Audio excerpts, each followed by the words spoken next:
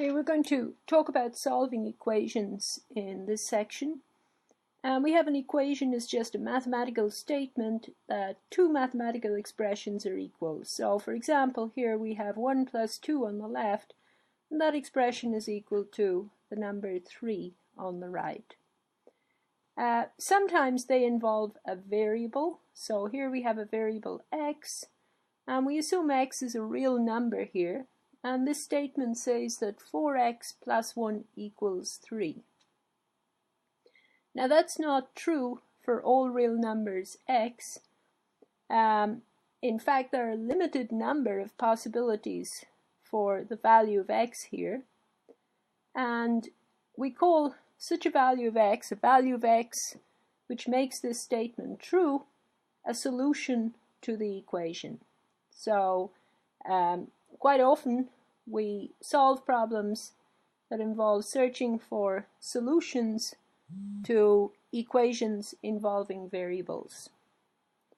Now, when solving these problems, it's really important to keep track of your equals and to make full mathematical sentences as you solve the problem. Otherwise, it's very easy to lose track of where you are in the calculation. A linear equation is one that looks like this.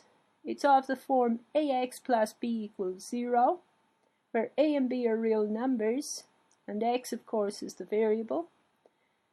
And if we want to solve for the feasible values of x in such an equation, or find all of the solutions of the equation, the way to go is to bring all terms involving x to one side and all other terms to the other side, then gather up the x terms, pull out the x, and divide by the constant coefficient of x. Here's an example. Suppose I want to solve 4x plus 1 equals 3. So the idea is I keep all of the x's on the left and bring everything else to the right. And I get 4x equals 2. And notice I'm making full mathematical sentences here. So in the end, I divide across by the 4 and I get x equals 2 over 4, or x equals 1 over 2. So my final statement gives me the solution to the equation, and I can see exactly what it is I have solved.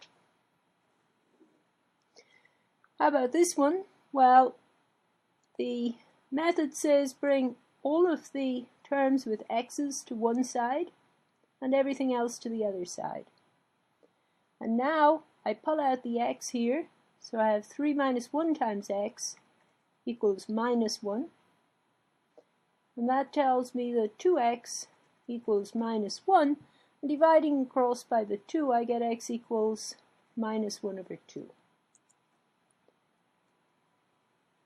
Now sometimes in related rates and optimization problems in Calc 1, you have some geometric problem where you have to relate one variable to some other variables. So you have to solve for one variable in terms of the other variables. Here's an example. We need to express the surface area of this box, whose width is w, length is l, and h is the height. And then I want to solve for the width in terms of the other variables. So in order to do this, I first have to calculate what the surface area is, but even before I do that, I should create a variable for the surface area. So I'm going to let S denote the surface area. And what do I know about S?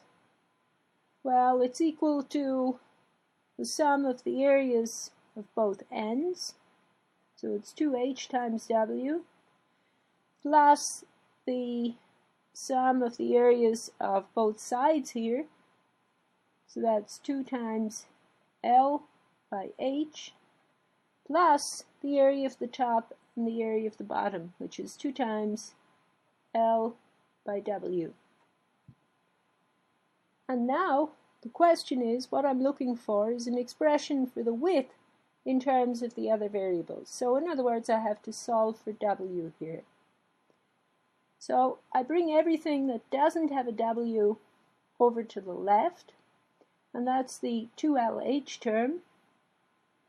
I get S minus 2LH equals 2HW plus 2LW. And now I do as I did before with the linear equations. The only difference here is that L and H and S aren't actually numbers, but solving the equation is exactly the same. I pull out the W here,